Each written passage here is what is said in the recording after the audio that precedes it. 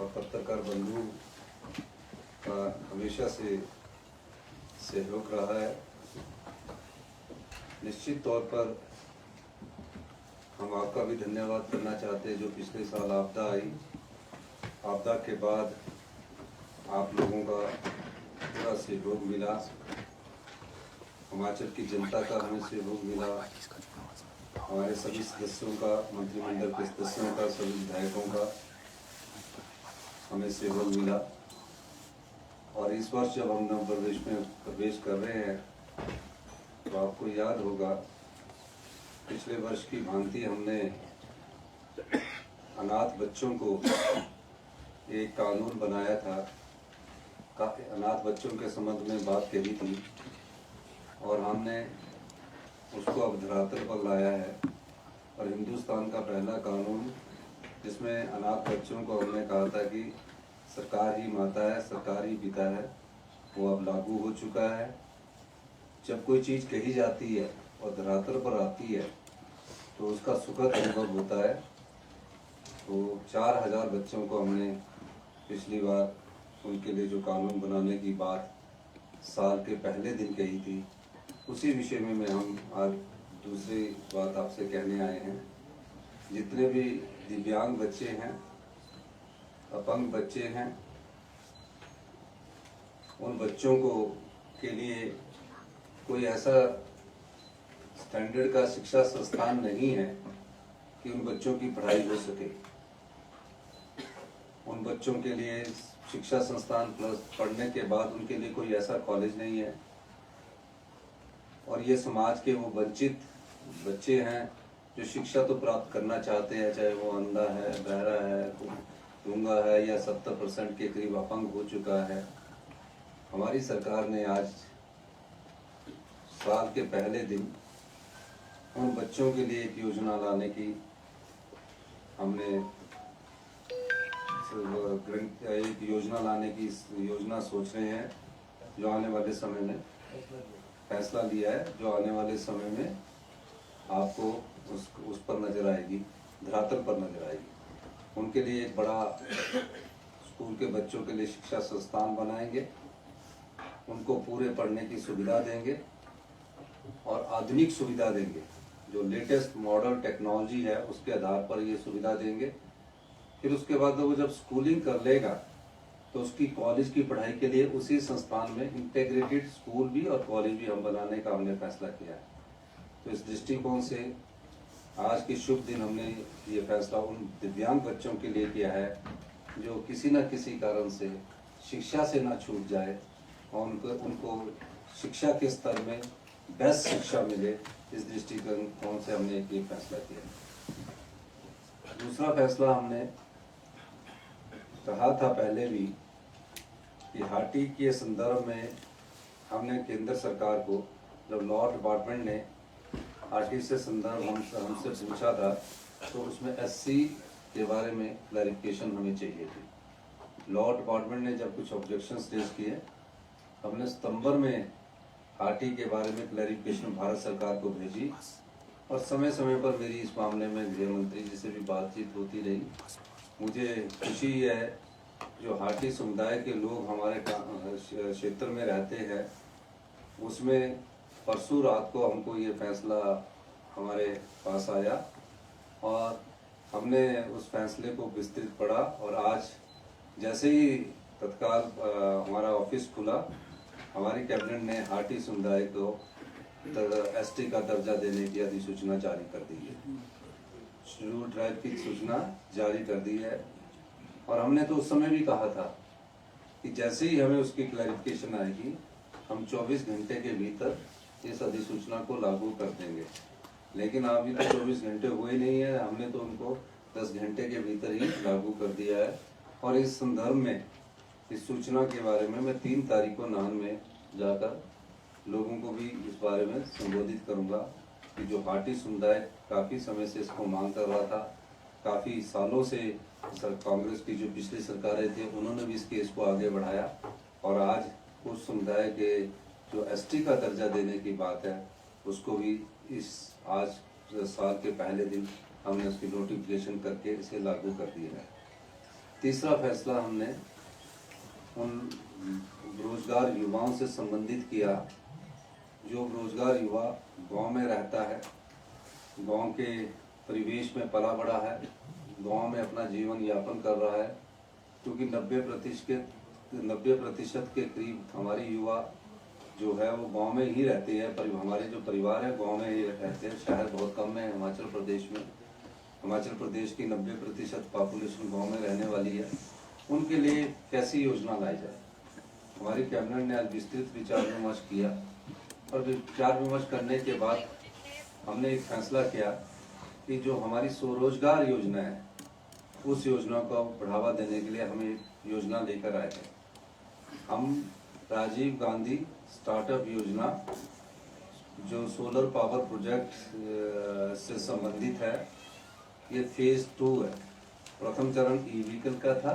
Rajiv Gandhi startup योजना का जो सोलर पावर प्रोजेक्ट योजना का फेज 2 को आज हमने कैबिनेट ने अनुमति दी।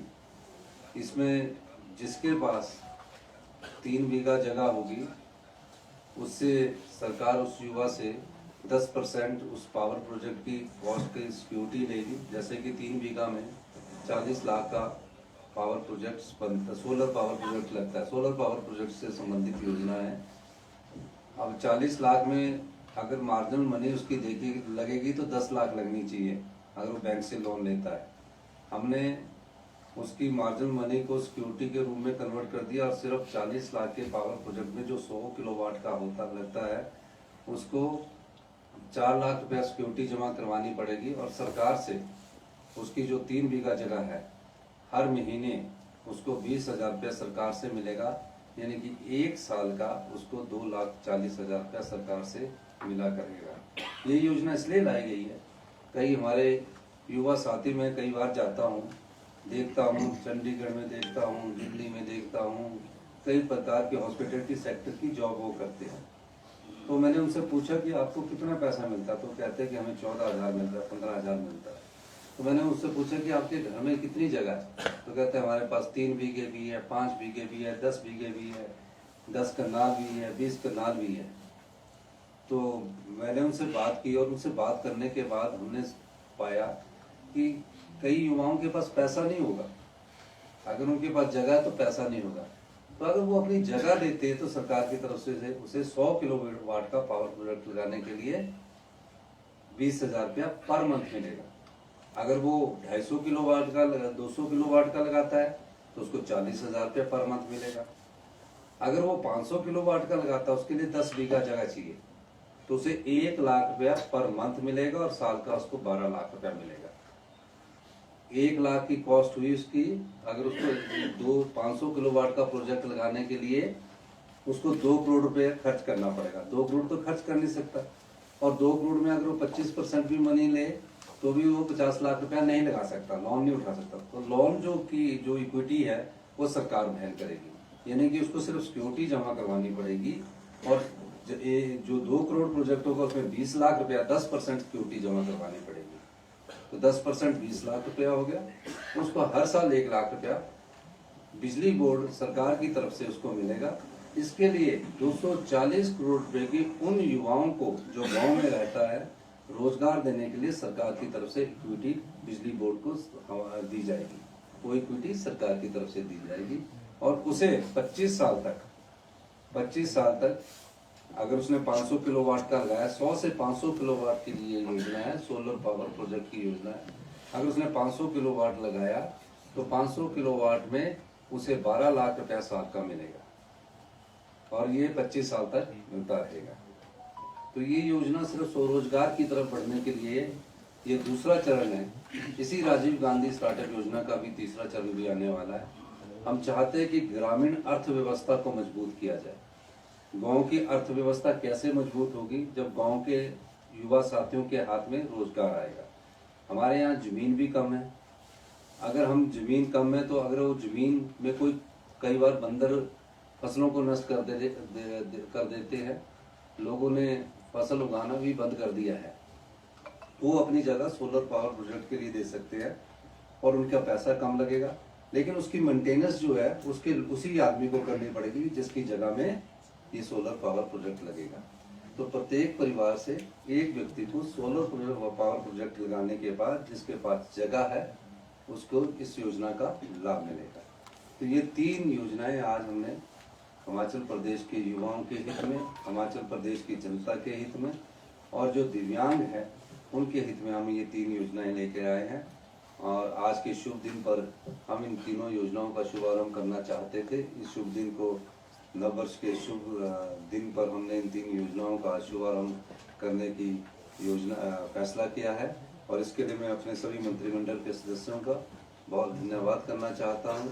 और जो हाटी के हमारे सिरमौर के जो लोग कांसगिरी के हैं उनको भी बहुत बहुत मुबारकबाद देना चाहता हूं कि हमारी सरकार ने जैसे ही हमारे पास नोटिफिकेशन आई हमने कहा था आपको हमने हाटी ST का दर्जा हाटी समुदाय को उपलब्ध करवा दिया है, जिसकी विधिवत घोषणा भी नोटिफिकेशन भी हो गई है। और विधिवत घोषणा 3 तारीख को जो मैं नहाना होगा वहाँ मैं करूँगा। आप लोगों का बहुत बहुत धन्यवाद। जय हिंद। अच्छा, एक और हमारी सरकार ने फैसला किया कि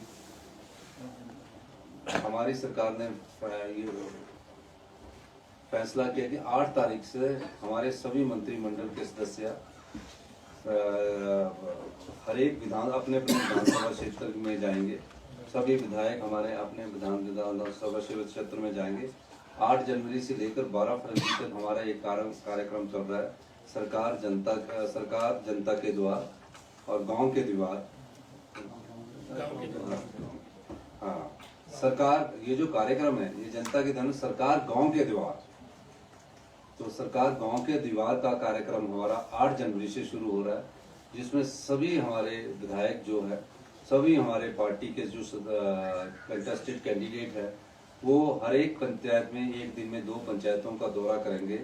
और जो हमने एक साल में जो कार्य किए गए उन कार्यों का उल्लेख करेंगे। और जो भविष्य में हम उन योजनाएं आत्मनिर्भर हिमाचल के लिए बना रहे हैं उनके बारे में भी वो चर्चा करेंगे। हम चाहते हैं कि हम आत्मनिर्भर हिमाचल की ओर बढ़े। इस दृष्टिकोण से हमने कई नियम परिवर्तन किए हैं, कई व्यवस्थाएं परिवर्तित की है। तो आत्मनिर्भर हिमाचल की दिशा में हमारा सरकार गांव के द्वार कार्यक्रम की शुरुआत 8 जनवरी से शुरू हो रही है और 12 फरवरी तक ये कार्यक्रम हमारा चलेगा। सभी विधायक अपने विधानसभा क्षेत्र में रहेंगे। इस क्षेत्र में हमने क्या एक साल में किया, किस प्रकार की आर्थिक तंगी के बावजूद 86,000 करोड़ रुपए का कर्ज होने के बावजूद 10,000 करोड़ की लायबिलिटी होने के बावजूद भी सरकार ने जनता के हित में कई अच्छे फैसले किए। यही नहीं, आपदा से निपटने के बाद आपदा में भी कोई स्पेशल रिलीफ पैकेज ना मिलने के बाद भी हमने आपदा से जिस चुनौती से लड़ा उस चुनौती का हमने सामना किया। और आपने देखा कि पिछले दिनों लास्ट रात में पूरे हिमाचल प्रदेश में चाहे धर्मशाला था, चाहे कुल्लू था, चाहे मनाली था, चाहे शिमला था, और विंटर कार्निवल के साथ हमने पर्यटन को फिर अपने पांव पर उभारा है। ये सरकार की कार्यकुशलता और उसकी विशेषता है कि 1 साल के भीतर जिस प्रदेश में इतिहास की सबसे बड़ी आपदा आई हो उस प्रदेश को पर्यटन की दृष्टि से फिर अपने पांव पर खड़ा किया। यही सरकार की दूरदर्शिता को दिखाता है। आप सब लोगों ने हमारी बात सुनी, आपका बहुत बहुत धन्यवाद। कोई सवाल आप पूछना चाहते हैं तो? मुख्यमंत्री जी, मेरा क्वेश्चन है आपकी स्थिति को लेकर। सबसे पहले तो आप सबको नववर्ष की बहुत बहुत शुभकामनाएं कि जब आपके जो प्रशासनिक अमला है तो ये प्रतिनियुक्ति पर पूरा दिल्ली में भी बैठते हैं, पूरे देश में जाते हैं, इधर भी आते हैं। तो क्या ये आर्थिक स्थिति को लेके जो ग्रांट है ये मामला नहीं हो पा रहे या राजनीतिक इसमें समस्या पैदा होगी? नहीं, जब हमारा राजस्व भी 100 रुपये और खर्चा 170 रुपये है, 70 रुपये की पूर्ति के लिए हमें कहाँ से 70 रुपये करने हैं, उसके लिए हमें कई चीज़ों से गुजरना पड़ता है। कई प्रकार के कर्जों से हमें आगे आना पड़ता है, कर्जे को चुकाने के लिए भी कर्जा देना पड़ता है। तो इन सब दृष्टि से जो भी हमारी आर्थिक योजनाएं हैं जो दिल्ली से मिलनी चाहिए उसको तो हम करते ही हैं, लेकिन किस प्रकार की योजना है, क्या हमारी प्रदेश की भौगोलिक स्थिति के हिसाब से ठीक भी है, उस दृष्टि से भी हम देखते हैं। हम भारत सरकार ने हमारे पर जैसे कि 3 साल में पहले एक्सटर्नल बोरिंग क्या होती थी, मैं आपको कुछ एक स्पष्टीकरण देना चाहता हूँ। इससे पहले जो एक्सटर्नल बोरिंग थी, जैसे कि एडीबी प्रोजेक्ट था, वर्ल्ड बैंक प्रोजेक्ट था, जायका प्रोजेक्ट था, उस पर कोई लिमिट नहीं थी। हमारी सरकार पर 3 साल में सिर्फ 2900 करोड़ रुपया खर्च करने की लिमिट लगा दी गई है। यानी कि वर्ल्ड बैंक हमें, जायका हमें, एडीबी हमें, एएफडी हमें, और भी जो एक्सटर्नल बोरिंग होती है 2900 करोड़ से ज्यादा नहीं ले सकते। और अब हमारे कई ऐसे प्रोजेक्ट है, 2700 करोड़ का हमारा टूरिज्म का प्रोजेक्ट है, रोप बेस का 1500 करोड़ का प्रोजेक्ट है। तो 3 साल में, यानी 1 साल में हम 900 करोड़ की एक्सटर्नल बोरिंग ले सकते हैं। तो जो फाइनेंशियल हालत पिछली बार नहीं थी, पिछले जब से कांग्रेस की सरकार है तो काफी कुछ आर्थिक हालत में पाबंदियां लगी है। सीएम साहब, आई हैव अ क्वेश्चन कि आपने जब आप व्हेन यू अज्यूम पावर, आपने उस टाइम पर कहा था कि कांग्रेस का एक जो वो है जीरो टॉलरेंस फॉर करप्शन, और शिमला स्मार्ट सिटी प्रोजेक्ट में भी एक अनाउंसमेंट हुआ था कि हम इसमें इंक्वायर करेंगे, जो पाइप्स का घोटाला हुआ या खरीद हुई उस पर भी हम उसको इंक्वायर करेंगे। Then also about the stone crushers. तो अभी तक इनमें से कहाँ कहाँ पे इंक्वायरियाँ हो चुकी है और कितनी कंप्लीट हुई है? देखिए, जो इंक्वायरीज की बात है, हमारे पास जो भी रिटर्न में कंप्लेंट आएगी, शिकायत आएगी, उस पर सरकार अमल करती है। मैं मुबारकबाद देना चाहूँगा हिमाचल की जनता को और हिमाचल के सभी सदस्यों को कि जो हमारी नीति है जीरो टॉलरेंस अगेंस्ट करप्शन, उसके साथ हम चल रहे हैं। और हिमाचल में पिछले 1 साल में हमारी सरकार में ऐसा कोई मामला नजर नहीं आया। लेकिन जो पिछली सरकार में जो आप कह रहे हैं कि पाइप्स की खरीद हुई है या स्मार्ट सिटी में जो घोटाले हुए हैं, और उस दृष्टि से हमारी सरकार पूरा सब प्रकार से रिपोर्ट्स एकत्रित करेगी, और जो कोई रिटर्न में हमें कोई कंप्लेंट देगा और जहां हमें भी लगेगा, सुमोटो अगर हमें भी लगेगा, उस पर कार्रवाई की जा सकती है। सर, मेरा सवाल ये है कि सरकार 2023 में अपनी बजट घोषणाओं पर कितना खरा उतरी है। दूसरा सवाल सर, हाटी को जनजातीय दर्जा देने की घोषणा राज्य सरकार ने तो जारी अधिसूचना कर दी है, लेकिन इसमें सवाल ये है कि एससी और ओबीसी के लोग कह रहे थे कि हमें इसमें इंक्लूड ना किया जाए। तो सवाल मेरा आपसे ये है कि क्या उनको इसमें इंक्लूड किया गया है? वो तो नोटिफिकेशन पढ़ लेना आपने सर। एससी को एक्सक्लूड कर दिया गया है, वो तो नोटिफिकेशन में आ गया। सर, असेंबली में आपने अभी कहा था, असेंबली में कहा था वो 20,000 जो रोजगार के मसले हैं, और अब आगे 31 मार्च के लिए थोड़ा सा टाइम है, फिर लोकसभा चुनाव का कोड ऑफ कंडक्ट का इशू है। जिन विभागों के पास ऑलरेडी भर्तियां हैं, जैसे वन मित्र या बाकी हैं, वो तो खैर चल रही हैं, जल शक्ति भी उसमें है, लेकिन पुलिस भर्ती में अभी क्योंकि कमेटी नहीं बनी है तो उसमें टाइम लगेगा। और बाकी क्या देखिए, पुलिस भर्ती जो है उसकी भी प्रक्रिया चल रही है, और जल्दी भर्ती अभी इसी महीने शुरू हो जाएगी। तो 20,000 का फिगर हो जाएगा पूरा? 20,000 से भी 20,000 का फिगर तो पूरा एक्सीड करेगा। सर, फिगर का मतलब होता है कि काम शुरू हो चुका है। अभी कई 600 के करीब तो स्टाफ नर्सेज अभी भर्ती होने शुरू हो चुकी है, और भी कई चीजों में रोजगार के अवसर मिल रहे हैं, जैसे कि ई व्हीकल है, ये सोलर पावर आ गई, तो 20,000 से तो काफी ऊपर चला जाएगा। सरकार, मैंने ये कहा कि सरकार में 20,000 भर्तियां होंगी, बाकी रोजगार का अवसर तो कहीं और जगह। 2 कैबिनेट मंत्री शामिल किए सर। संविधान क्या कहता है सर इस विषय में? क्या इतने दिन बिना विभाग के मंत्री रह सकते हैं? और दूसरा ये सर, दिक्कत कहाँ आ रही है? क्या कांग्रेस हाईकमान या फिर आपस में कुछ बात नहीं बन पा रही है सर मंत्रियों को लेकर? संविधान तो मुझे पता नहीं क्या कहता है, अगर मुझे जानकारी दे देंगे तो मैं बता दूंगा। सर इजाजत नहीं होगी, मामला आया था अगर संविधान आप मुझे जानकारी देंगे तो मैं उसका अच्छा उत्तर दे सकता। सर, नए डीजीपी पे सरकार फैसला लेगी या सुप्रीम कोर्ट के फैसले का कुछ जात देगी?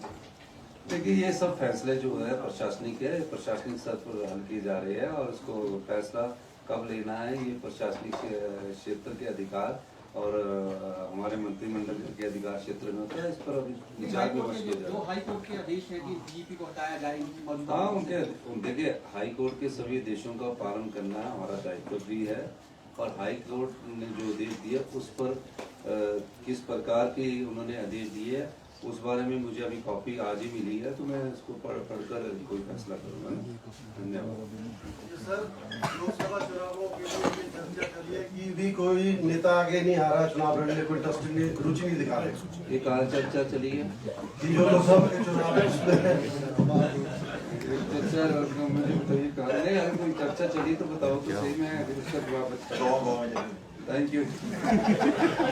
बजट घोषणाओं का आप उत्तर नहीं दे पा रहे हैं लंबे समय से। बजट घोषणाओं पर सरकार एक वर्ष में कितना खरा उतरी? आप बजट घोषणाएं सबकी सब पूरी की जा रही है।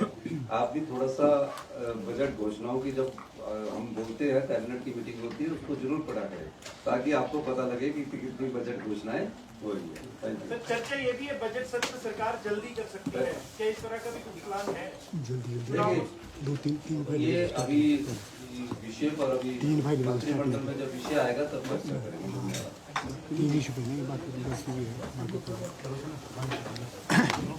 नववर्ष की बहुत बहुत शुभकामनाएं।